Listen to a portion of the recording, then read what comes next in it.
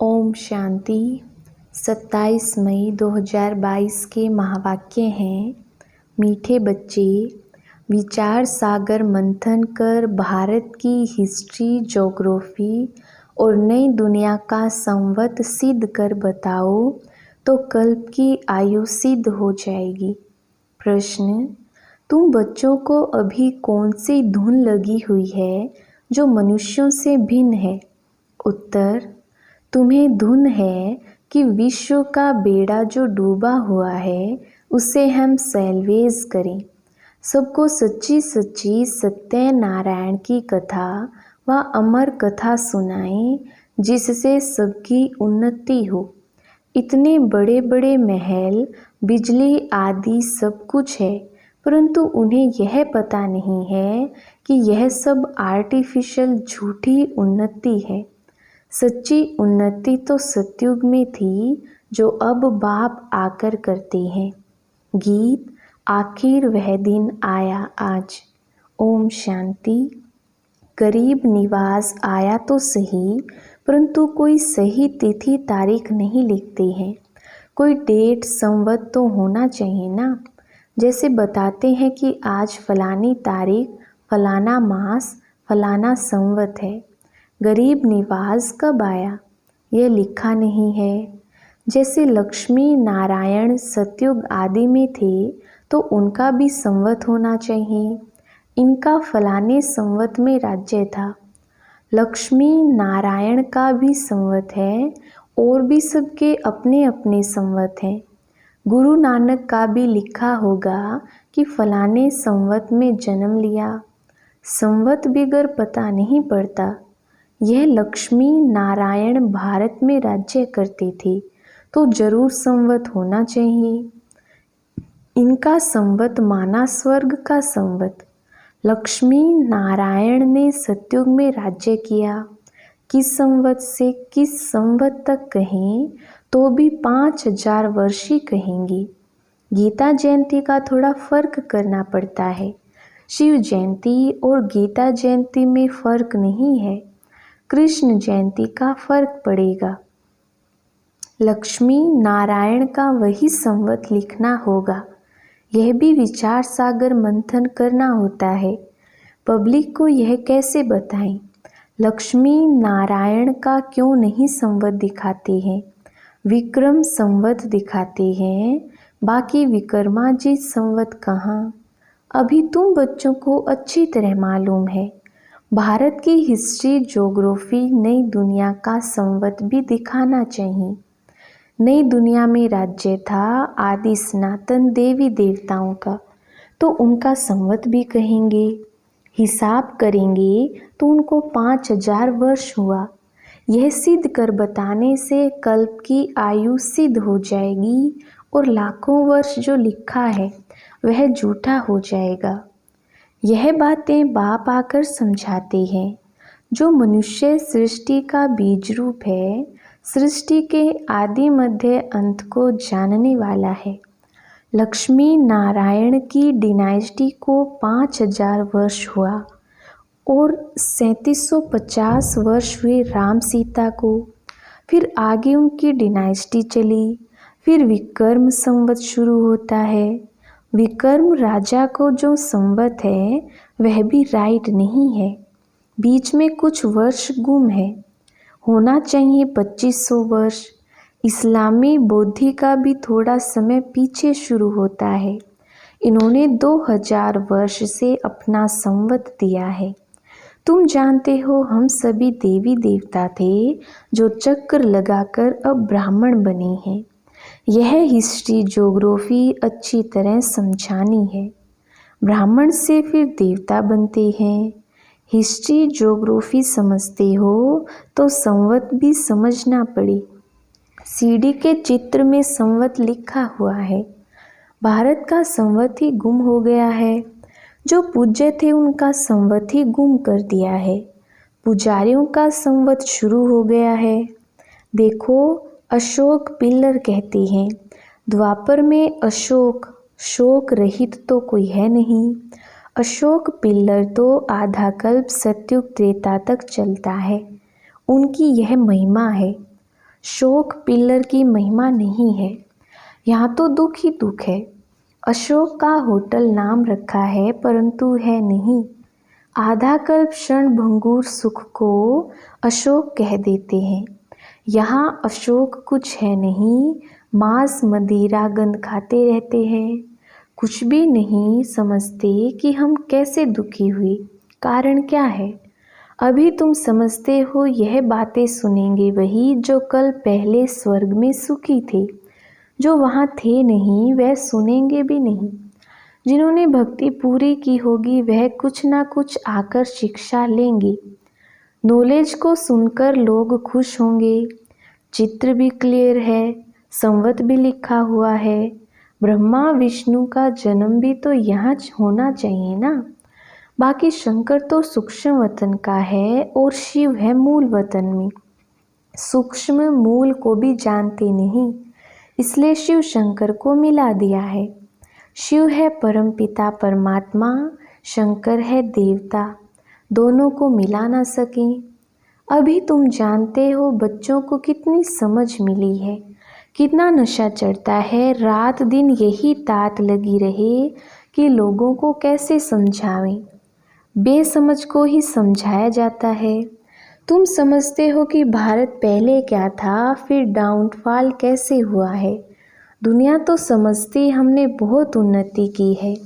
आगे तो इतने बड़े महल बिजली आदि कुछ नहीं था, अभी तो बहुत उन्नति में जा रहा है, क्योंकि उनको यह पता नहीं कि यह आर्टिफिशियल झूठी है। सच्ची उन्नति तो सत्युग में थी, यह समझाना है। वे अपनी धुन में है, तुम्हारी धुन अपनी ही है।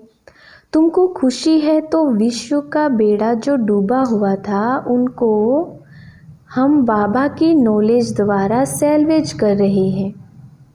बाबा हमें सत्यनारायण की कथा व अमर कथा फिर से सुनाते हैं।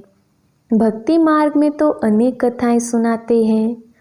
तुम समझते हो कि वे सब झूठी कथाएं हैं जिससे कोई फायदा नहीं। यह शास्त्र आदि पढ़ते आए हैं, फिर भी सृष्टि तो तमो प्रधान होती ही जाती है। सीढ़ी उतरते आए, फायदा क्या हुआ। सिख लोगों का भी मेला लगता है, वहाँ तालाब में स्नान करते हैं। वह गंगा जमुना आदि को नहीं मानते हैं। कुंभ के मेले पर सिख लोग नहीं जाते हैं, वह अपने तालाब पर जाते होंगे। उनका फिर खास प्रोग्राम होता है, कभी उनको साफ करने भी जाते हैं। सत्युग में तो यह बातें होती नहीं। सत्युग में तो नदियाँ आदि बिल्कुल साफ हो जाएंगी। वहाँ कभी गंगा जमुना में गंद कीचड़ा आदि नहीं पड़ता। वहाँ के गंगा जल और यहाँ के गंगा जल में रात दिन का फर्क है। यहाँ तो बहुत कीचड़ा पड़ता है, वहाँ तो हर एक चीज़ फर्स्ट क्लास होती है। तुम बच्चों को बहुत खुशी है कि हमारी राजधानी ऐसी होगी। हम फिर से 5000 वर्ष बाद श्रीमत पर स्वर्ग की स्थापना कर रहे हैं। नाम ही है स्वर्ग, वैकुंठ, जिसमें लक्ष्मी नारायण का राज्य था।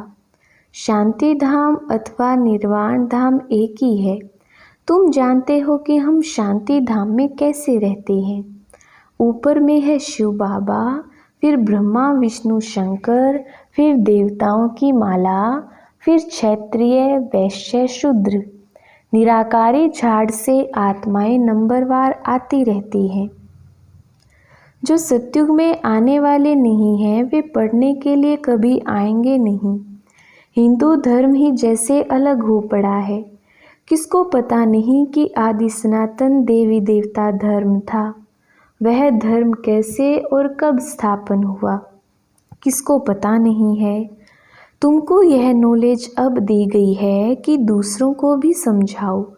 चित्र तो बहुत सहज हैं, कोई को भी समझा सकते हो कि इन्होंने यह राज्य कब और कैसे लिया और कितना समय तक राज्य किया।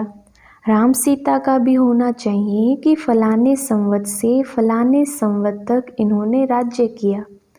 पीछे फिर पतित राजाएं शुरू हो जाते हैं। यह देवताएं हैं मुख्य जिनकी पूजा होती है वास्तव में महिमा सारी एक पूज्य की होनी चाहिए। भक्ति मार्ग में तो सबको पूजते रहते हैं, अपने अपने समय पर हरेक की महिमा होती है। मंदिरों में जाकर पूजा आदि करते हैं, परंतु उनको जानते बिल्कुल नहीं। अभी तुम समझाते हो तो सुनकर खुश होते हैं, तब तो सेंटर्स खोलते हैं, समझते हैं कि इस नॉलेज से हम सो देवता बनेंगे। बाप ने गरीबों को आकर साहूकार बनाया है। बाप आकर बच्चों को समझाते हैं, बच्चे फिर औरों को समझाकर उनका भाग्य खोलें। वर्ल्ड की हिस्ट्री ज्योग्राफी अभी तुम बाप द्वारा सुनते हो, वह समझने से तुम सब कुछ जान जाते हो। वर्ल्ड की हिस्ट्री ज्योग्राफी तो जरूर वर्ल्ड का रचयिता बीज रूप ही सुनाएंगे। वही नॉलेजफुल है, वह है निराकार शिव। देहधारी को भगवान रचयिता कह नहीं सकते। निराकार ही सभी आत्माओं का पिता है। वह बैठ आत्माओं को समझाते हैं, मैं परमधाम में रहने वाला हूँ, अभी मैं इस शरीर में आया हूँ, मैं भी आत्मा हूँ। मैं बीज रूप नॉलेजफुल होने कारण तुम बच्चों को समझाता हूँ। इसमें आशीर्वाद कृपा आदि की कोई बात नहीं है, ना अल्पकाल सुख की बात है। अल्पकाल का सुख तो लोग दे देते हैं, एक को कुछ फायदा हुआ तो बस नाम चढ़ जाता है। तुम्हारी प्राप्ति तो 21 जन्म के लिए है, सो तो सिवाय बाप के ऐसी प्राप्ति कोई करा ना सके। 21 जन्म के लिए निरोगी काया कोई बना ना सके। भक्ति मार्ग में मनुष्यों को थोड़ा भी सुख मिलता है तो खुश हो जाते हैं। यहाँ तो 21 जन्म के लिए प्रारब्ध पाते हैं, तो भी बहुत हैं जो पुरुषार्थ नहीं करते, उनकी तकदीर में नहीं है। तदबीर तो सभी को एक समान ही कराते हैं।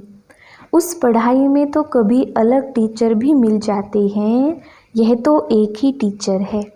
भल तुम खास बैठ समझाते होंगे, लेकिन नॉलेज तो एक है, सिर्फ हरेक के उठाने पर मदार है। यह भी एक कहानी है जिसमें सारा राज आ जाता है।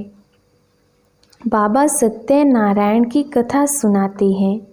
तुम अंगे अखरे तिथि तारीख सब सुना सकते हो। कोई कोई सत्यनारायण की कथा सुनाने वाले नामी ग्रामी होंगे, उनको सारी कथा कंठ हो जाती है। तुम फिर यह सच्ची सत्यनारायण की कथा कंठ कर लो, बहुत सहज है। बाप पहले तो कहते हैं मन मना भव, फिर बैठ हिस्ट्री समझाओ। इन लक्ष्मी नारायण का तो संवत बता सकते हो ना। आओ तो हम आपको समझावें कि बाप कैसे संगम युग पर आता है। ब्रह्मा तन में आकर सुनाते हैं, किसको? ब्रह्मा मुख वंशावली को, जो फिर देवता बनते हैं। 84 जन्म की कहानी है। ब्राह्मण सो देवता बनते हैं। पूरी नॉलेज है, यह सुनकर फिर बैठकर रिपीट करो तो बुद्धि में सब आ जाएगा कि हम देवता थे, फिर ऐसे चक्र लगाया। यह है सत्यनारायण की कथा। कितनी सहज है, कैसे राज्य लिया और फिर कैसे गवाया, कितना समय राज्य किया। लक्ष्मी नारायण और उनका कुल घराना था ना, सूर्यवंशी घराना, फिर चंद्रवंशी घराना, फिर संगम पर बाप आकर शूद्रवंशियों को ब्राह्मण वंशी बनाते हैं। यह सच्ची सच्ची कथा तुम सुन रहे हो। सतयुग में लक्ष्मी नारायण के हीरे जवाहरों के महल थे, अभी तो क्या है। बाप ने यह तो कथा सुनाई है ना। अब बाप कहते हैं कि मुझे याद करो तो खाद निकल जाएगी, जितना खाद निकलेगी उतना ऊंच पद पाएंगे। नंबरवार समझते हैं। बाबा जानते हैं कि कौन कौन अच्छी रीति बुद्धि में धारण कर सकते हैं। समझाने में कोई तकलीफ नहीं है, बिल्कुल सहज है। मनुष्य से देवता बनना तो मशहूर है। घड़ी घड़ी यही सत्यनारायण की कथा सुनाते रहो। वह है झूठी, यह है सच्ची। सेंटर पर भी सत्य नारायण की कथा सुनाते रहो व मुरली सुनाते रहो तो बहुत सहज है। कोई भी सेंटर चला सकते हैं, परंतु फिर लक्षण भी अच्छे चाहिए। एक दो में लून पानी नहीं होना चाहिए। आपस में मीठे होकर नहीं चलते हैं तो इज्जत गवाते हैं। बाप कहते हैं कि मेरी निंदा कराएंगे तो ऊंच पद नहीं पा सकेंगे। उन गुरुओं ने फिर अपने लिए कह दिया है। अब तो वह कोई ठोर बताते नहीं। ठोर बताने वाला तो एक ही है। उसकी निंदा कराएंगे तो नुकसान के भागी बन जाएंगे। फिर पद भी भ्रष्ट हो पड़ता है।